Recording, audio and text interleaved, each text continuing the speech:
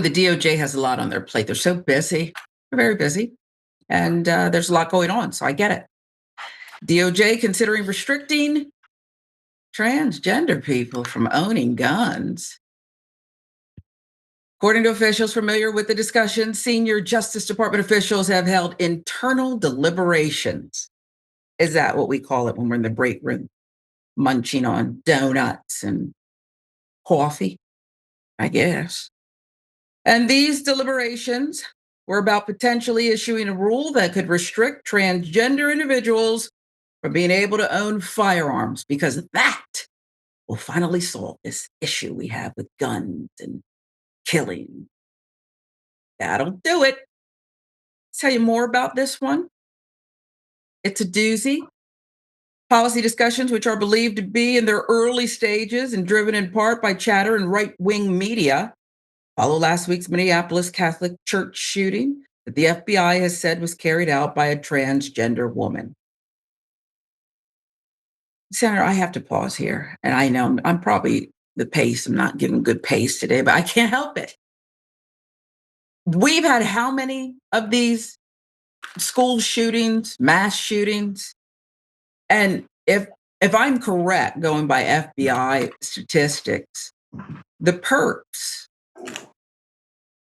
dominate a certain segment of our population. And I didn't hear a single person trying to ban that certain segment of our population from owning guns.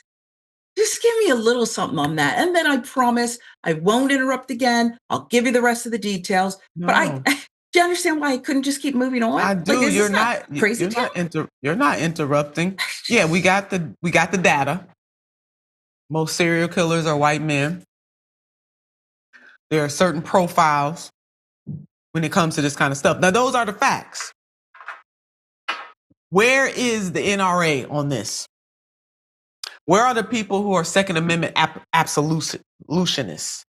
Because to single out transgender people and for the Department of Justice to say that they want to ban transgender people from having guns, are you, where are they, Sharon? I want to see the NRA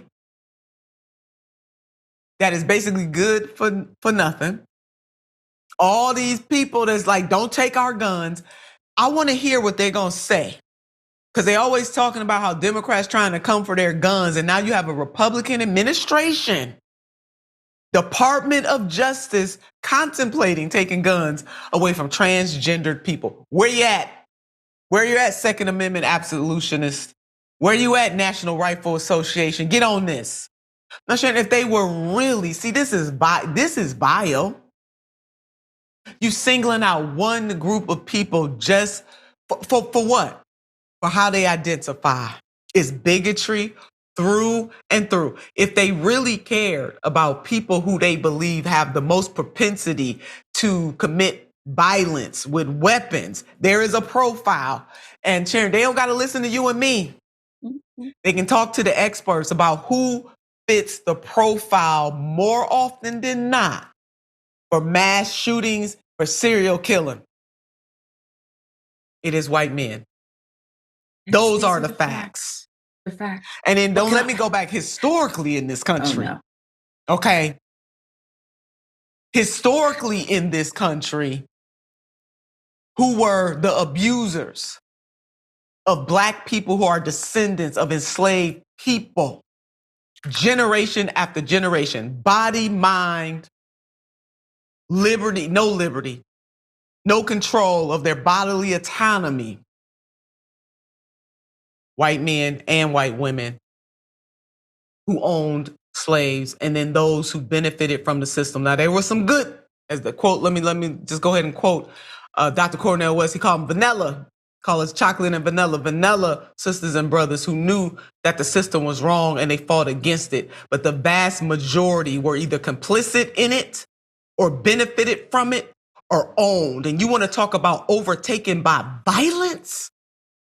And then if we throw in the native populations, and then you got the pure unadulterated gall in the 21st century to single out transgendered people to take away their guns. Sharon, I want them gun people out there. Because they should have no respect to persons, right, when it comes to this gun stuff. Where they at? Yeah. Should be taken to the streets. That's it. Instead, they'll be tailgating, probably at the Patriots game or whatever people do. This is Sharon, It's sick. can I ask you this, Sharon? Yeah. Do they not have enough to do? I mean, they just finding stuff to constantly divide. It's as if we're not divided enough. I mean, do they not have enough to do? Can never divide enough, Senator. Can never divide enough. Let me quickly give you the rest of this nonsense. God. Such a proposal could face significant pushback, not only from civil rights groups, but from gun rights organizations, which have historically been resistant to the issuance of any regulations restricting people's access to firearms, just not this time. There is no evidence to suggest transgender people are more likely to be violent than the general population. However, transgender people are far more likely than average to be the victim Come on. of a violent crime. Talk about it. Still, the discussions have percolated in recent days among top officials in the Justice Department, including in the including in the Office of Legal Counsel, which provides legal advice to all executive branch agencies.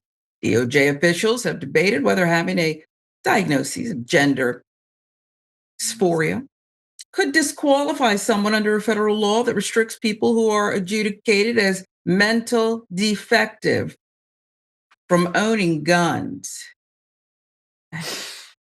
Oh my God. Sharon, Among its efforts, DOJ has proposed a new rule that could restore gun ownership rights to certain people with felony convictions and has said it would pursue civil rights investigations into cities that it says engage in a pattern or practice of depriving local citizens of their Second Amendment rights. So now we did some digging. The team is just incredible here, as you know. Gathered the data highlighting who mass shootings are often committed by. The senator already telegraphed this. Perpetrators of mass shootings are overwhelmingly white males. It's just stop and frisk, you know? You gotta do what you gotta do to keep people safe. Overwhelmingly. Just look at the data. And of the 172 individuals who engaged in public mass shootings covered in the database, 97.7% were male. National Institute of Justice reporting that most individuals who perpetrated mass shootings had a prior criminal record, 64.5%, and a history of violence, 62.8%, including domestic violence, 27.9%, and 28.5% had a military background. If you like guns, you like guns. You want to go to war. Of the 172 individuals who engaged in public mass shootings covered in the database, again, 97.7% male, ages range from 11 to 70, mean age of 34.1, the shootings 52.3% white, 20.9% Black, 8.1% Latino. They're bringing drugs. And 6.4% Asian, 4.2% Middle Eastern, 1.8% Native American. National Institute of Justice. How long, Senator, before those stats are scrubbed? Can they scrub them from that institute? Can the administration sue to keep the data pushed back? Because we don't want people to feel bad about themselves. This is just, you mentioned too much time. These are some creative devils. They keep coming up with more stuff day after day. Yeah, it makes no sense. I mean, it's so much that could be done. It's so much that this president, with his chutzpah, could be working on, like dealing with the unhoused population in the United States of America. Oh, wait, Senator, I apologize for interrupting. He's dealing with it. I saw a press conference the other day where he said he got rid of the homeless. I don't know where he took them. Maybe where did he put them? Group home, but he got rid of them in D.C. There's no longer a problem. He's hearing from all of his rich friends. But go ahead. I mean, you know what, Sharon? You, America. We are a hegemonic nation, and we could do so much better. The president is wrong. You getting rid of homeless people. Where are you putting them? I hope he didn't put them in some houses or some complexes or helping them get the help that they need. But he could use that incredible power of that office and do something extraordinarily magnanimous, which is to make sure that we do not have homelessness in the United States of America. A lot of that money that they're giving overseas to other nations to make war could be used in a very positive way to help in homelessness and to eradicate, that poverty in the United States of America can be done. So I don't know. Sometimes he's being a bully. Not sometimes. I mean, a lot of times he's using his power. There's a saying, it's not mine, and I know you've heard it. Absolute power corrupts absolutely. And that is what the president is doing right now. And I like a point that you made in another segment. I mean, just being childish, and he's using brute force in a way that it should not be used. If he would just, I don't agree with 99.9% of what this president is doing. And I'm holding out that 1%, that there will be one thing that he will do that will assure that working class people in this country reap some benefit of his presidency and stop making everybody the enemy and causing disruption in the United States of America. We already got enough because it's called being human. And the president is just putting gasoline on the fire. I just can't. I'm just shaking my head. But you know what, Sharon? For every day, there's an opportunity to do something different. And I implore this president to use that husband. He wants to go down in history as the best president that ever walked the face of the earth. He can start with ending homelessness in the United States of America, not by disappearing the homeless, but by making sure that everyone at a base level has a place to live. I feel so disjointed, and I'm curious, and I want to go along. And one of the reasons we love you is because of that hope, right? I know you said it's just you left a little tiny percentage. And so I'm going to let it be with that. Even a blind squirrel finds a nut sometimes.